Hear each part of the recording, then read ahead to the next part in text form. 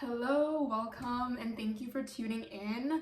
I'm so excited today because I want to talk about how I've been healing my skin, particularly a face rash that's been around my eyes. And I say healing because I feel I'm still in the midst of doing it, but it's so much better than it's been for the last 10-11 months, and you can still see there's some residue here of damaged skin. But you should have seen me even just a couple of days back or a few weeks back where I would have literally red panda eyes. I'm just gonna attach some photos here so you can see how bad it was. And I would go to shoppers or the pharmacy, and the front desk person would just be like, "I like your makeup," being really sweet. And I would just stare at her and be like, "I'm not wearing any makeup." And she would look at my eyes for a bit and she'd be like, "Oh, I'm so sorry. I totally thought that was makeup." But so that's how bad and how inflamed it was. It was just so red and very noticeable, obviously. And people would ask me about it wherever I went, as long as I wasn't putting on concealer. People would question me about it, and out of concern, of course, not to be mean. And I would find myself putting on concealer quite a bit before going out. Right now, I'm not wearing anything on my skin besides sunscreen, by the way. I'm just having my brows, some mascara, and a lip product on. But yeah, when all this was going on, because it would just be so flaky and so red, if I were to go out to something social or to work or something, I would put concealer on top. It was just not a good situation. The concealer would cover up some redness, but it could not hide or mask the flakiness and patchiness going on, and it just looked like I had a cake of white concealer here, which did not match the rest of my skin tone. And the reason why I'm so excited to film this today, even though I haven't even fully healed it yet, is because I have this strong intuitive gut feeling since 1 or 2 nights ago that my skin right now is on its way to definite healing completely. And so I'd love to share about how I've gotten to this stage after dealing with it for literally 11 months. So at the time I'm filming this, it is December 26, 27, 28. And this happened in February, so that's when it started. And at that time, it was the winter, it was really cold, and it was snowing a lot, so that's when I started to realize my skin was getting dry and inflamed and kind of red, and that's never happened in my life. I've grown up with eczema in different parts of my body at different stages of my life, but I've never had a rash on my eyes, and I don't even think this was eczema. Maybe it was dermatitis of some sort, but I never really found out what it was. And so when this started happening in February, I was like, I wonder if it's to do with the climate, if it's too dry or cold. And I noticed that 2 people around me, my friends and coworkers, 2 of them were also having the same issue.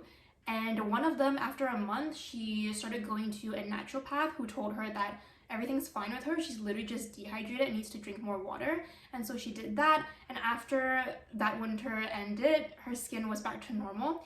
And another friend, I think what she did was she used natural aloe vera leaves and just applied it on her face, and it worked for her. And so I tried aloe vera as well. I literally have an aloe plant in my home somewhere. It's not here and I can't show it to you, but I have it. And I was just using the leaves to try applying it before bedtime. It helped for a few days, but it wasn't sustainable. It just went back to its usual inflamed self. So I was like, how come these people around me can heal it, but I can't? And for me, it literally lasted, like I said, 11 months. I also ended up going to a naturopath just to see if they could give me any insight. And she was not really sure what was going on either, because I drink a lot of water. And she was thinking maybe it's to do with my gut, because a lot of skin issues have to do with the gut, apparently, or so I learned. And she gave me this really expensive, healthy gut flora supplement, which didn't really do much because, to be honest, my GI tract, my intestines have have always been really healthy, and my digestion has been so smooth. And even when I saw an energy healer, she told me specifically without me asking that my GI tract looks great. So yeah, I don't think it was to do with that. And I feel like I was eating quite healthily as well. I still am. I mainly eat a lot of plant-based things. Sometimes I eat seafood. So it's a pescatarian diet, but I also don't eat dairy just because, well, I left dairy behind about like 4 years ago, and I just know that it like gives me acne. And yeah, I was on a whole like veganism journey back then. But yeah, now it's mostly like pescatarian and without dairy, and like sometimes eggs. So yes, and then my mom did suggest to me to kind of lay off eggs because sometimes that can exacerbate eczema if one has it. And so yeah, I'm kind of still exploring with that. I haven't had eggs for the past like 1 week, so maybe that could be contributing to this, but I'm definitely gonna see. Yeah, but intuitively I felt like eggs was not the main cause of this. That was not my main allergy, so to speak. My naturopath recommended that I use hypoallergenic laundry detergent, which didn't really make much of a difference.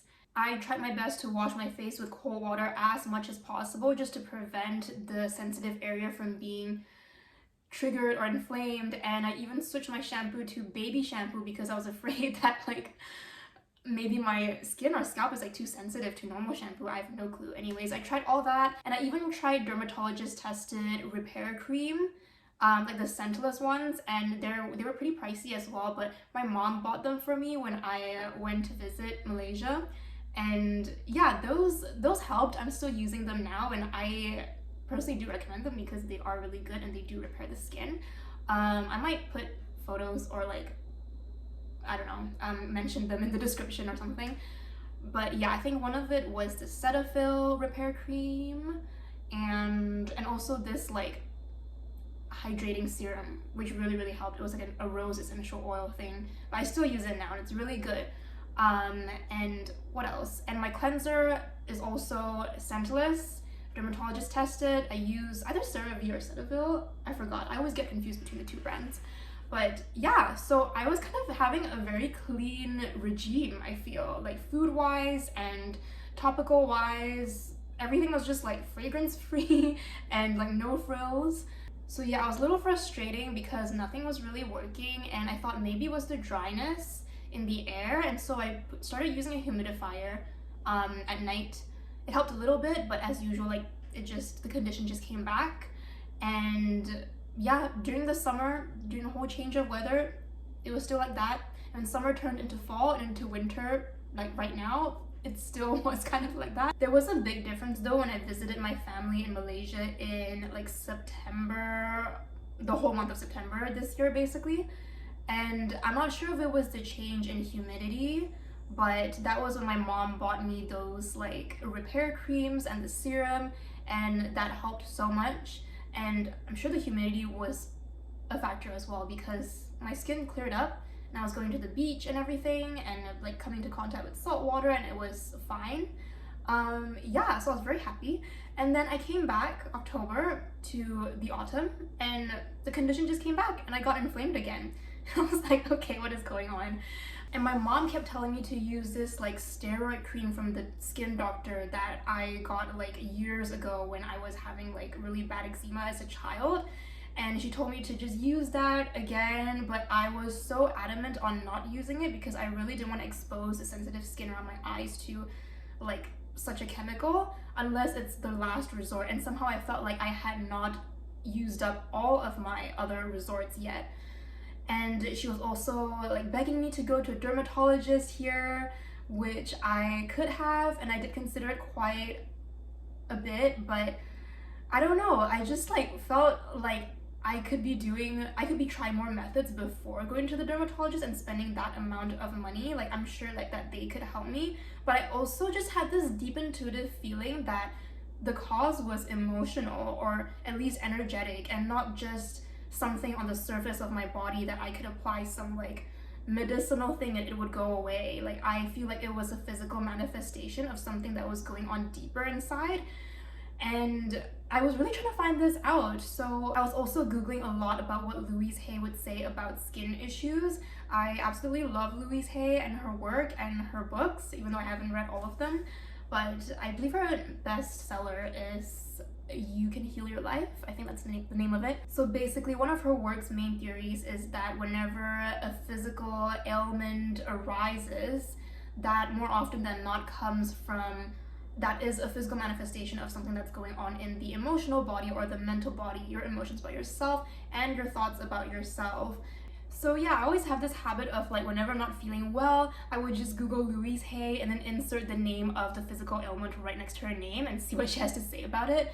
So for skin issues, I believe she claims the main cause is like repressed guilt or anger, shame, and just like buried guk and unexpressed emotions. But I've also read from other articles that talk about the connection between emotional causes and skin issues, that it could also attest to, you know, how our skin is our main barrier. And so if we have troubles with the skin, it could be that we're needing to build a tough skin. It could be so many things, or we are too tough skinned, or that I might be having intimacy issues because I don't want to let people get close to me, or there could literally be something that just irritating me and getting under my skin. So it's all these possible different energetic causes that could apply to different people, and yeah, just depending on the circumstance. So I guess my trouble was like figuring out like, okay, which one actually applies to me and which one do I have to work on. And another good article about this, similar to this concept, is by Sarah Yip. I will also link her in the description. She is a numerologist, but she also talked about her journey with eczema and how she got to clear that after she finally started setting her healthier boundaries. And yeah, just like not letting her skin do so much of the work to set healthy boundaries, because she's able to set the boundaries for herself. So essentially her skin wouldn't feel the need to overwork to compensate for her own lack of healthy boundaries.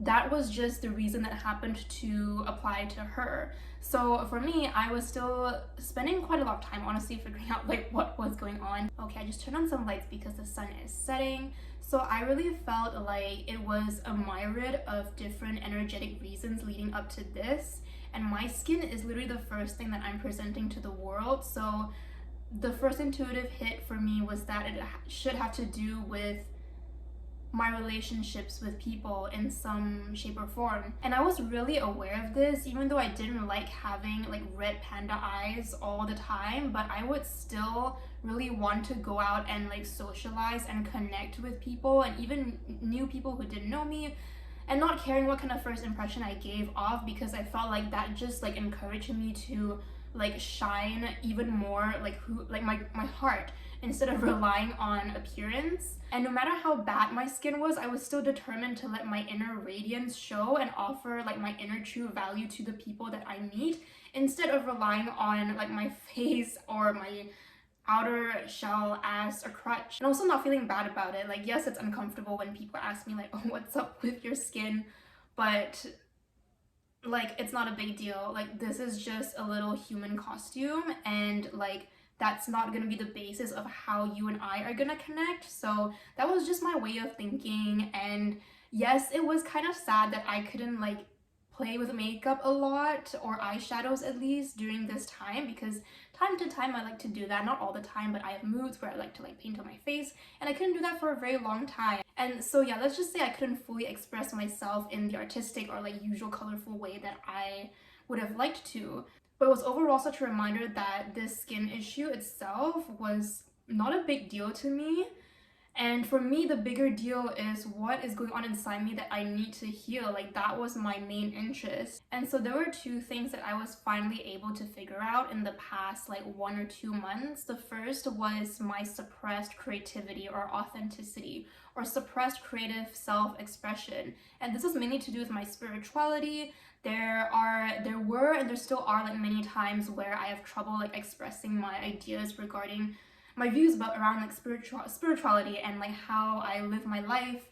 And I would love to share these things because they're so helpful to me, and I feel like they would be helpful to others as well. But there's just something that stops me quite often, just a feeling of like, oh, is this going to be too eccentric to the point that it's weird? And I just have this like pervading fear of like how others might view me. I know it has to do with past life wounds as well, and how people in this lifetime who identify with their spirituality a lot of times they would happen to have past lives, at least one past life as a witch. And as we know, in ancient times, witches were persecuted and burned in the fires. And if you want to hear more about this, I actually have a podcast on witches, which I will link in the description. So yeah, that mass persecution of witches does create trauma for like future generations to come. And I feel like that's something that I'm still very much learning to heal. And just knowing that it is safe to show up just the way I am, no matter how much I identify with my spirituality. So yeah, that was something to kind of overcome. And in the recent months, I feel like I was a lot more authentic and expressive about what goes on in my inner world and in my spirituality as part of my lifestyle. So I feel like that contributed a lot to my skin condition. And the second thing was suppressed anger. So this was quite a big one, and it took me really long to realize that this was a cause at all. Like, for example, when I was a teenager and I would get eczema, I would get it when I was stressed. So when I would have exams, like literally my hands would start itching like crazy. So that's like a very direct and obvious, evident cause and effect. But I feel like this one was a lot more obscure when it comes to my suppressed anger. And I actually had to low-key pray about it and ask my high self and spirit guides, like, what is up? Like, what is the deeper cause here?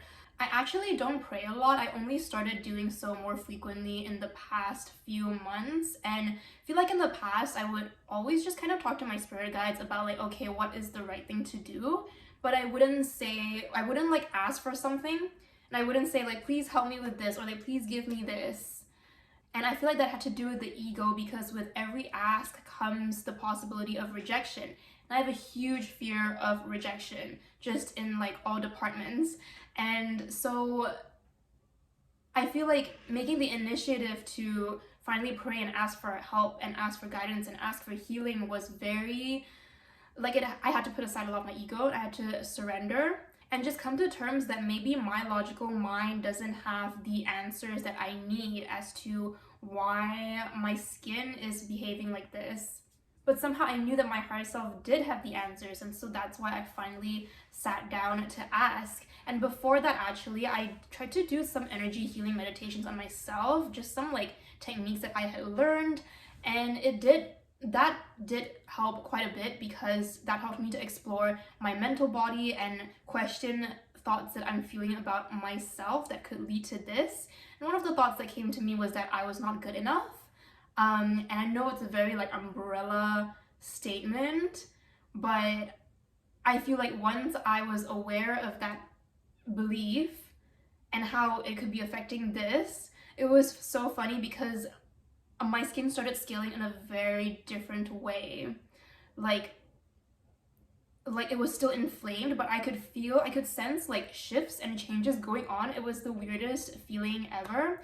And it's not that it fully healed, but I just knew that something was shifting. And I was like, okay, I'm feeling happy because there's progress. Something is changing. There's probably like something working here. And strangely enough, after I did that one meditation, I just felt like a surge of anger boiling inside me, and it lasted for about a whole day or a half day.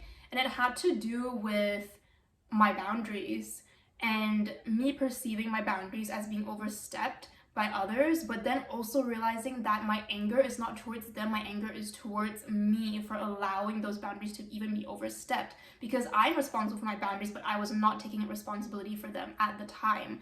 And so the underlying reason for why I don't set healthy boundaries is because I don't feel good enough to do so, because the main reason why I allow my energetic boundaries to be overstepped is because I don't want to displease the other person, and I'm longing for external validation and approval. So yeah, that one day when I just had a lot of anger boil inside me, and then the following day I met up with an energy healing, a friend who was also practicing energy healing just like me, and we were doing this like practice healing exchange session on each other. And when she like read my auric field and my energy bodies, she said she felt like I was having a whole new charge in my solar plexus chakra, which has a lot to do with one's confidence and healthy ego, healthy or unhealthy really. And as a result of that, it was almost as if I was shedding old skin and becoming a new version of myself. And what she said sounded so accurate for me because, like I said, my skin was scaling in a very different way, even though I don't know what it meant. Anyways, a few days after that, the redness was still there, so it wasn't like fully healed at all. And then that's when I like sat down to like pray and like ask in my meditation, ask my spirit guides and my high self, like what is the real reason? Like, please guide me. I said that, like, please guide me to do the things that I need to heal myself from within. Okay, it is getting so dark, so I'm changing the lighting again. So yeah, I prayed for that. And I kind of just like sat still, or like tried to be still and do nothing to see what guidance or messages would come to me or what inspiration. And just from past experience, I just know that the more still I am when I'm asking for answers like this, the more the answers are going to arise and come to me because they're so subtle and so quiet. So I was really trying to do that and not preoccupy myself with anything. And I went to sit on my yoga mat because that's always like my sacred safe space for whenever I want to like process or integrate anything in my body or my being. And it was just the strangest experience that happened. I don't think I had ever been through that, not even while under substances, which I haven't been for the past like 2 years. And so what actually happened was I felt such a charge in my solar plexus chakra again. So it's the chakra, it's the third chakra that's like right below our rib cage. And I felt such a force there that wanted to come out, but I didn't know how to express it. And so I was just trying to stay with it and see like what would happen of my body and my actions. And I just started having this like this groan come out, or like it wanted to come out of me rather, so I just like allowed it, and it was like a long groans. And this like feeling or this experience just reminded me of like, you know, those influencers that you see on Instagram who like consider themselves like embodied women or like embodied people who are really in touch with like their flow and their bodies, and they like are into like ecstatic dance, or like they showcase themselves just like expressing their raw emotions in private in a healthy way by like smashing their pillows or something, and like they encourage that practice. So anyways, I've always found that pretty intriguing, but I never really like tried that myself. But yeah, so I was thinking of that and I was like, oh, like maybe this is what it is. Like maybe this is fully letting your body go, to let it experience and like release whatever it has to. And it felt very primal, which I guess is how like the influencers also describe it. It's a very primal feeling and need to like release. So yeah, it was like long extended groans at first, and then it just like got very like, I don't know how else to describe it besides primal, like beast-like. It felt almost beast-like, and it started like the rate of it started getting like the rate was quickening. It was just a more like rapid groaning and like more intense as well. Like I could feel the energies like going up through my spine, and it was just like getting more and more intense. Like I was just like thinking to myself like quite a few times, like, okay, is my body like able to handle this? Like it's a lot of energy coming out. And I had to like take first a pillow, or no, I took like a wool blanket, because like in my mind I'm like, okay, wool absorbs the most sound.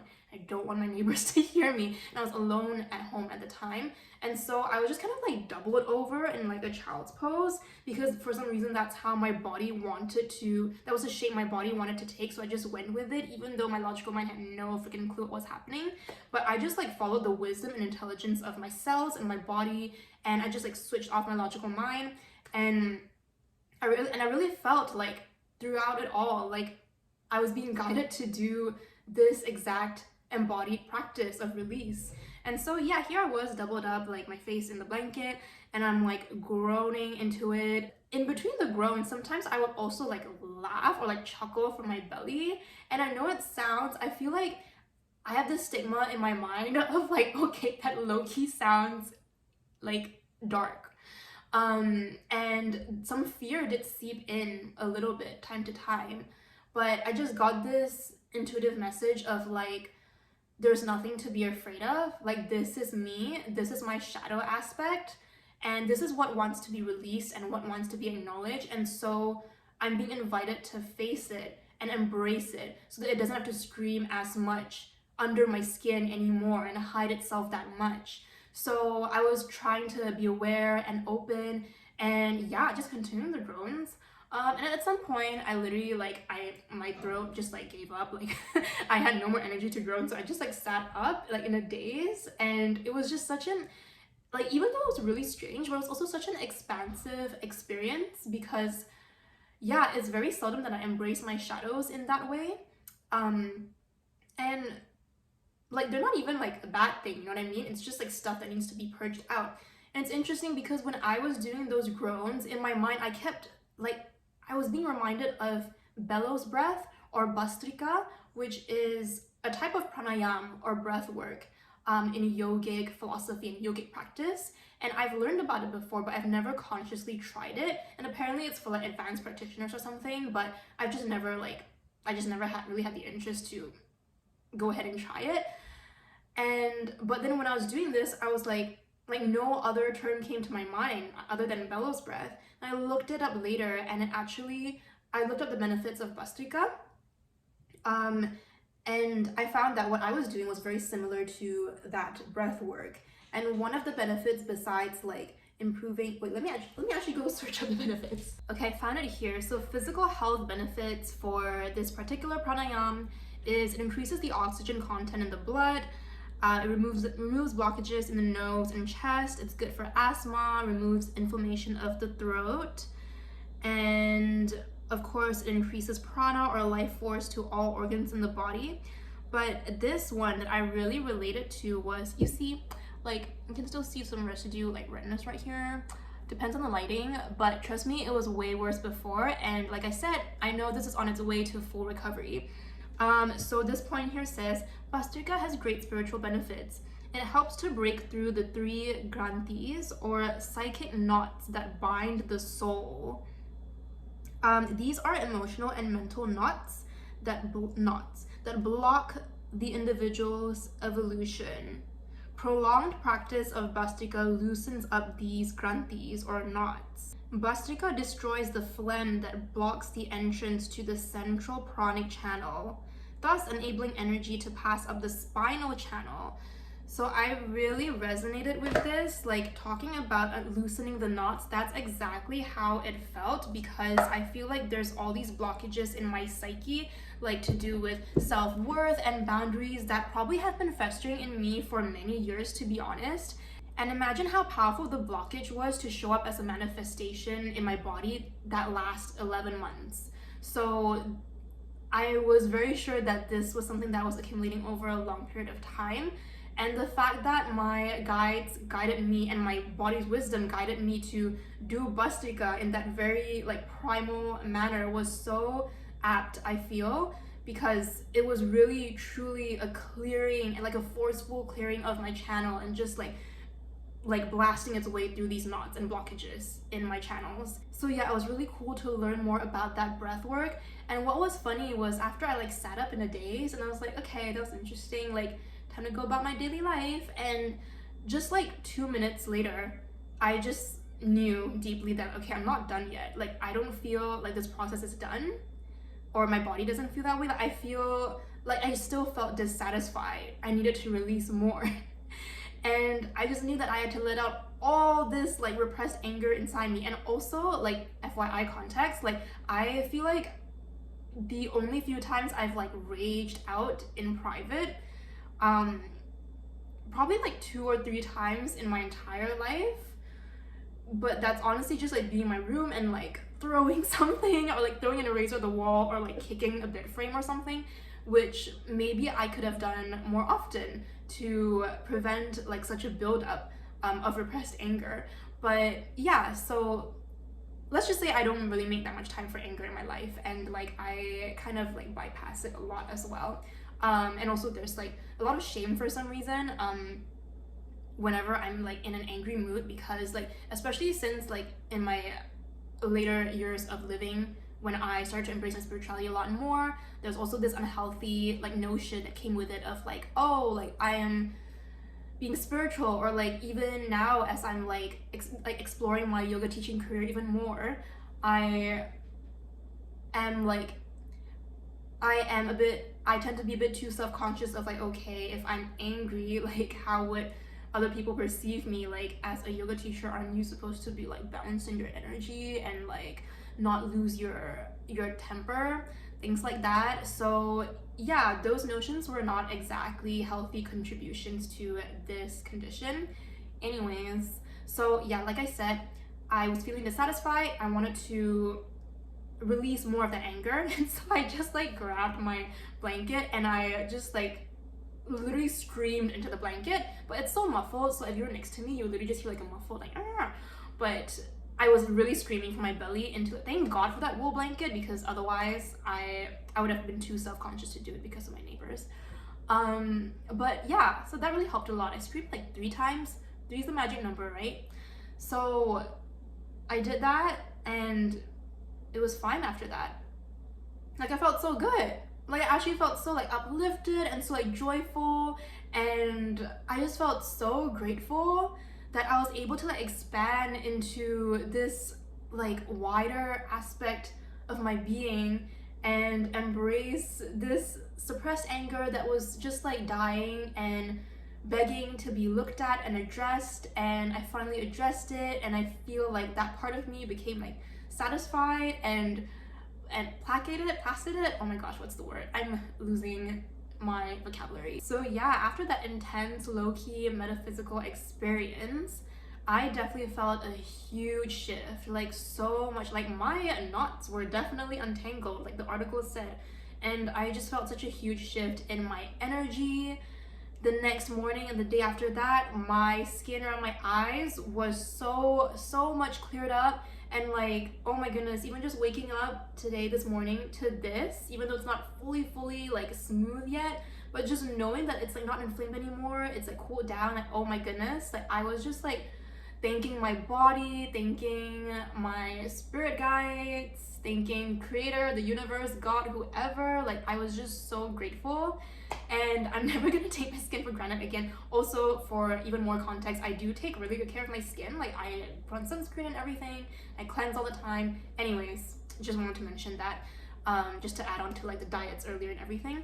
But yeah, so I guess that's like a testament to for me to not underestimate praying and asking for something, or asking for guidance in a specific way, and being still and open to receive that and go with whatever the body's wisdom or your higher self's wisdom wants you to do to heal myself. And also sweeping aside my logical mind, that was so helpful.